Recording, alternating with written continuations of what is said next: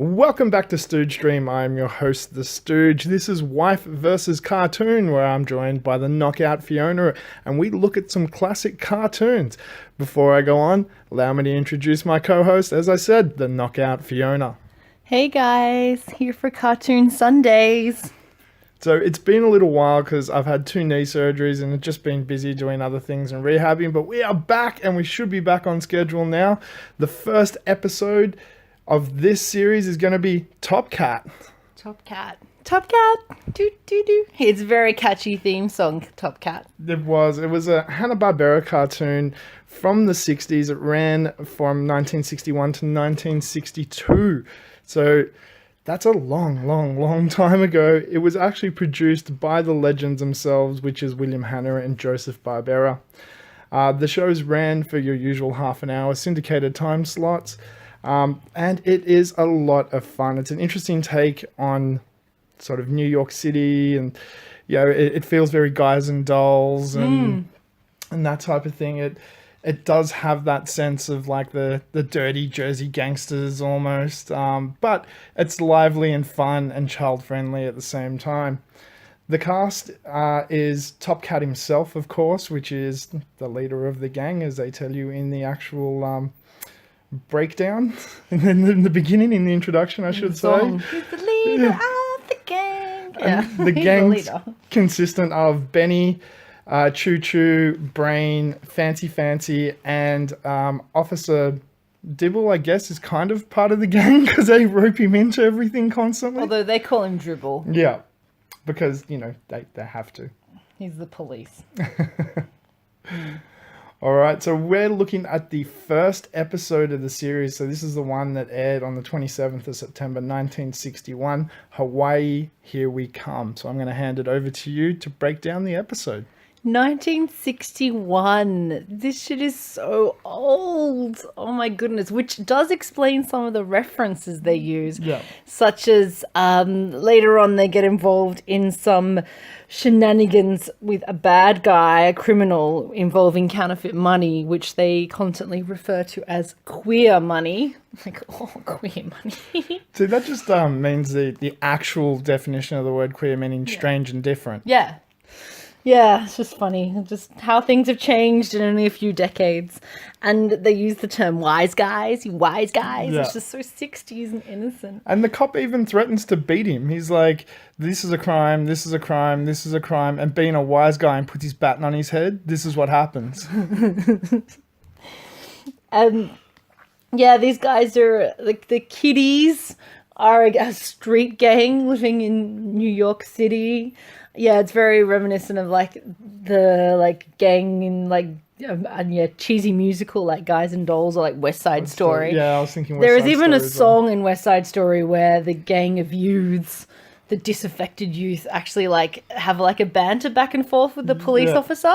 It's like Officer Krowski, and they're like saying all this shit like how they're just bad to the core, and the police are like, we need to do something about these terrorist youth out of control. Anyway, so clearly that was a theme going on in like the 60s, like a social like. Anyway, we won't get into like the bigger picture here. We're here to talk about cartoons. It's Sunday morning. And of course, I am a crazy cat lady, so I love Top Cat because it's all about kitties doing what they do best, which is being like manipulative little like terrorists and little shits. And causing trouble. Yeah, and causing trouble. Well, this was the first episode. I love how cartoons kind of just launch straight into it. Like, they don't need to really set up an origin story. They just go straight into the narrative. Yeah.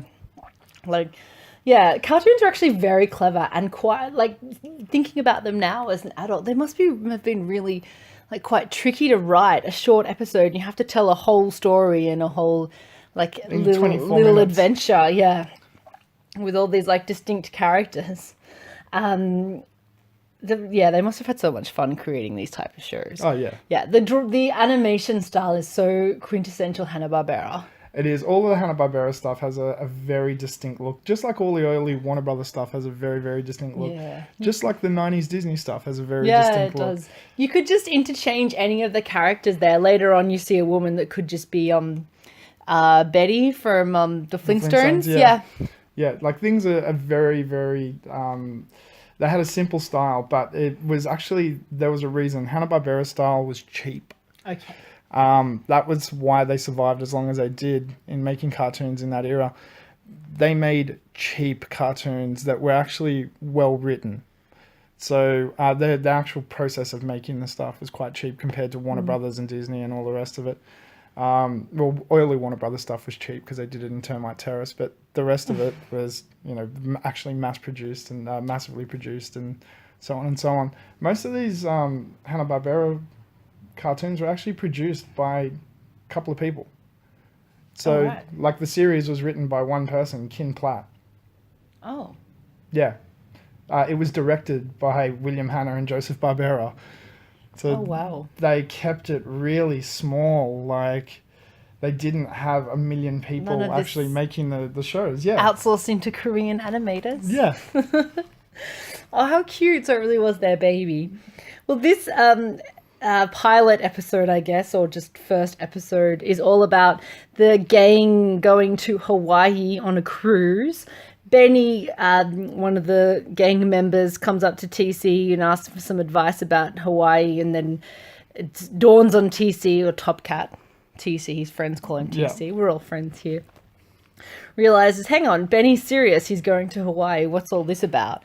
So he calls an emergency gang meeting with the other gang members who are all spread around town, which is very cute. He appropriates the police phone to get in touch with the cat that lives at the fire station and, using emergency services lines for your own, personal use, yeah.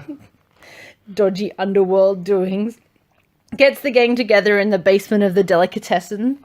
Love that. So New York. To figure out how they're all going to go to Hawaii. Benny is very adorable and very... He's the innocent one. He's very innocent, yeah. Makes it known that he entered a competition on a cereal box to win a trip to Hawaii, and Top Cat was like, oh, that's really cute, but you're not gonna win, your chances are 1 in 3 million. And Benny's like, oh, so what's this ticket do then? Yeah, should I give this ticket back? Yeah.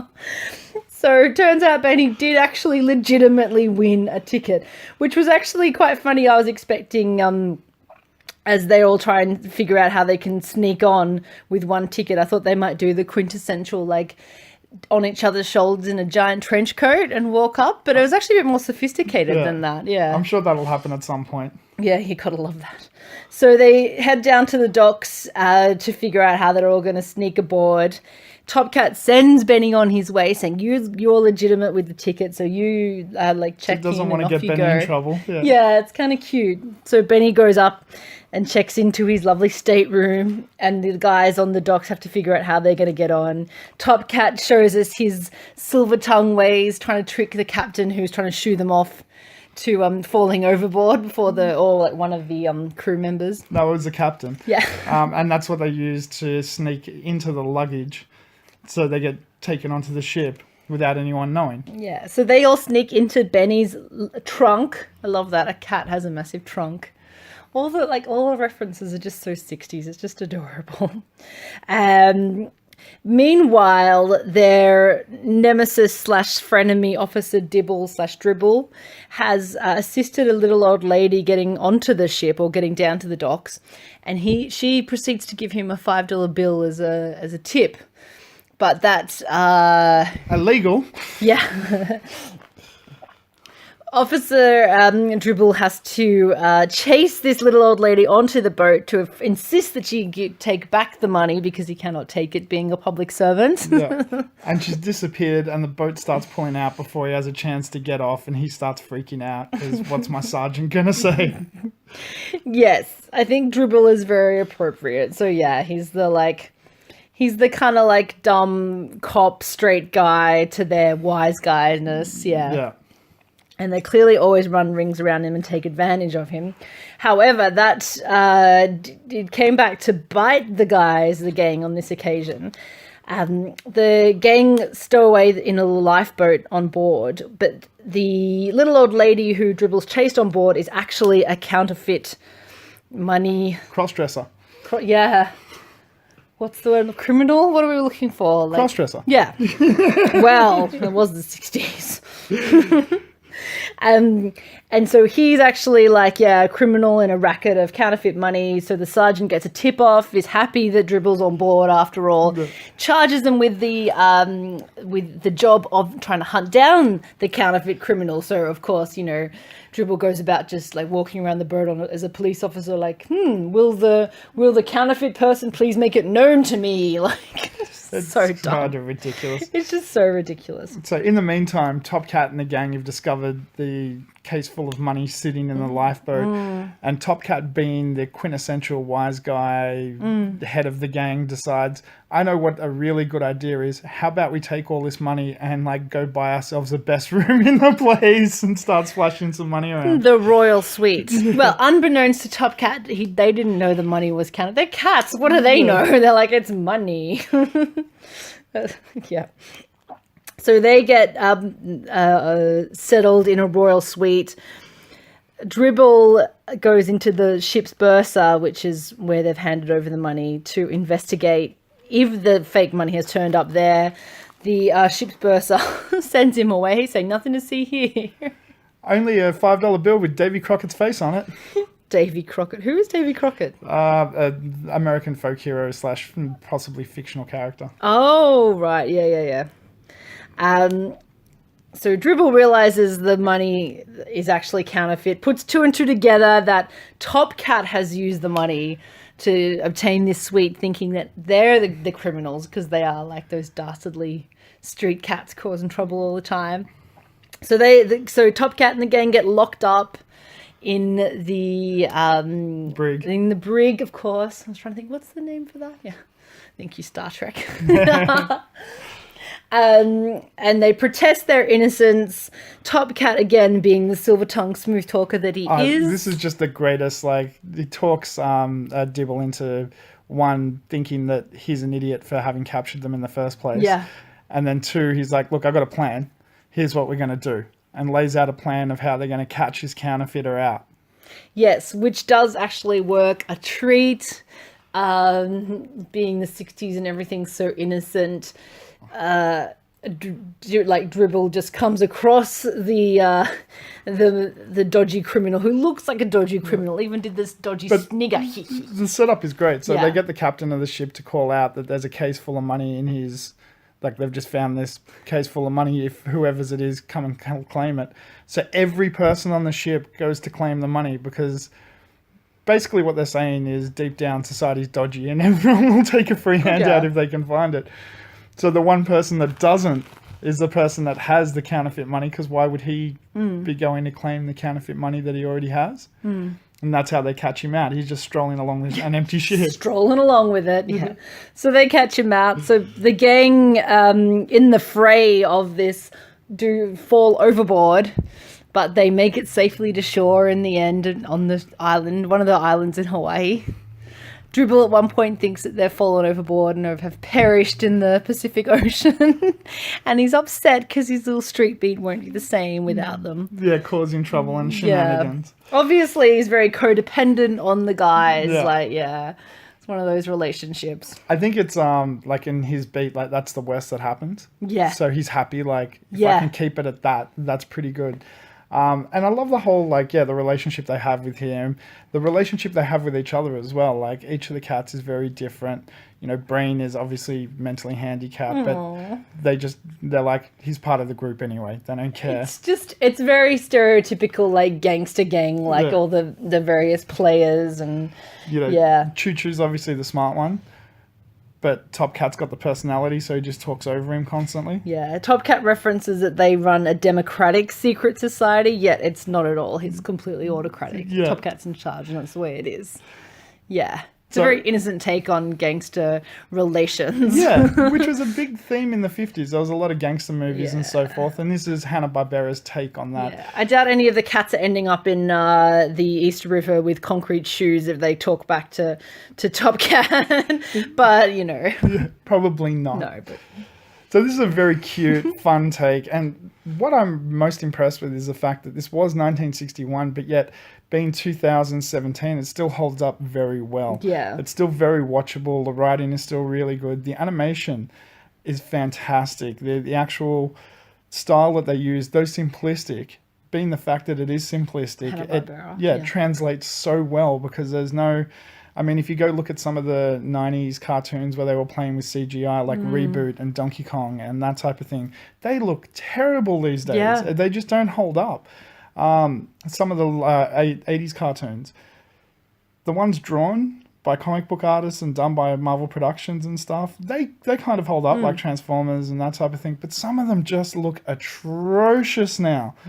Whereas this, 1961, still holds up really well and looks fantastic. Yeah, and the voice actors are all really good too. They are.